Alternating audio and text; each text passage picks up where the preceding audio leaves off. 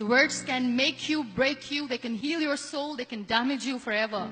So I always try to use the positive words in my life wherever I go. They call it adversity, I call it opportunity. They call it weakness, I call it strength. They call me disabled, I call myself differently abled. They see my disability, I see my ability. There are some incidents that happen in your life, and those incidents are so strong that they change your DNA. And I'm going to share what exactly happened to me. I was 18 years old when I got married. And this thing I'm sharing for the very first time on an international level. I was 18 years old when I got married. I belonged to a very conservative family, a Baloch family, where good daughters never say no to their parents. My father wanted me to get married. And all I said was, if that makes you happy, I'll say yes. And of course, it was never a happy marriage. Just about after 2 years of getting married, about 9 years ago, I met a car accident.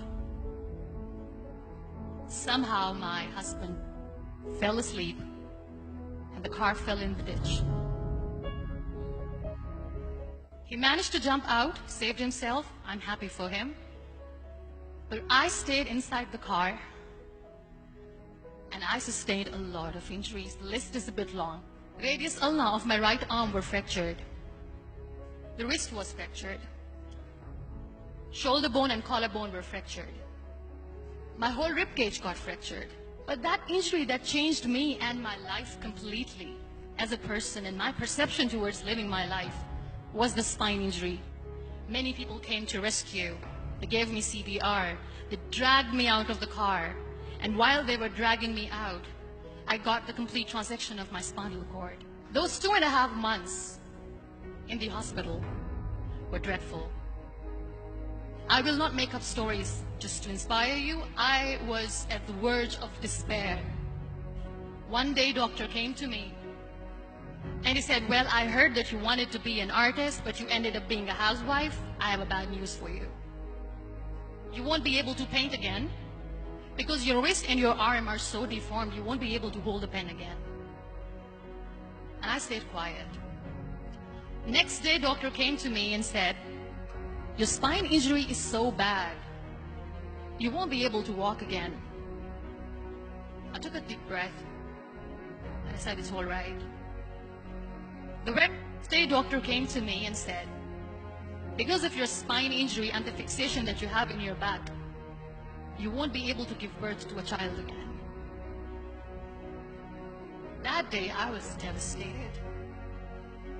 I still remember, I asked my mother, why me?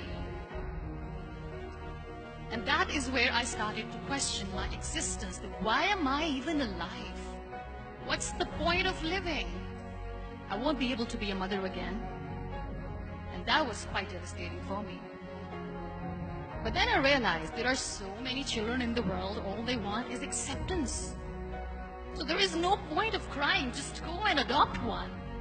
And that's what I did. I gave my name in different organizations, different orphanages. I didn't mention that I'm on a wheelchair, dying to have a child. So I just told them that this is Muniba Mazari and she wants to adopt a boy or girl, whatsoever, but I want to adopt a kid. And I waited patiently. 2 years later, I got this call from a very small city in Pakistan.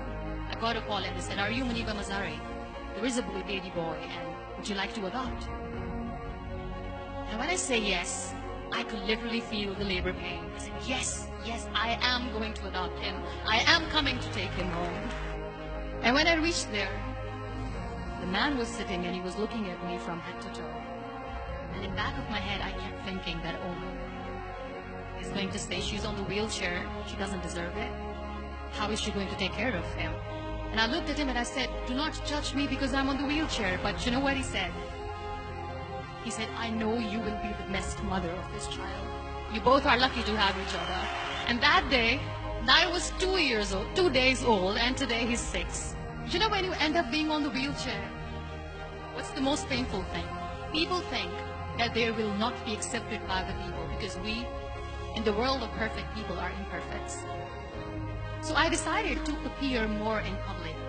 I started to paint, I always wanted to. I have done a lot of exhibitions. I'm Pakistan's first wheelchair-bound artist. I have done a lot of modeling campaigns.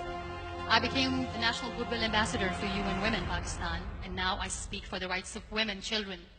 We talk about inclusion, diversity, gender equality, which is a must. I was featured in BBC 100 Women for 2015. I'm one of the Forbes 30 under 30 for 2016. We have this amazing fantasy about life.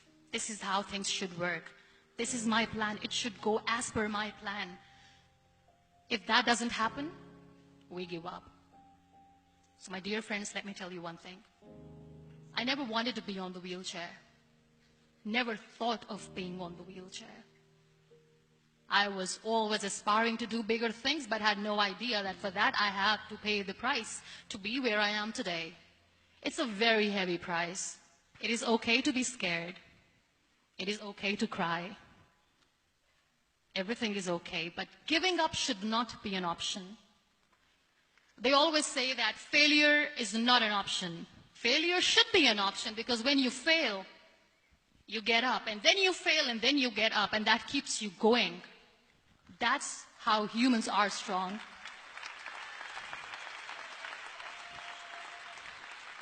Failure is an option, should be an option, but giving up is not.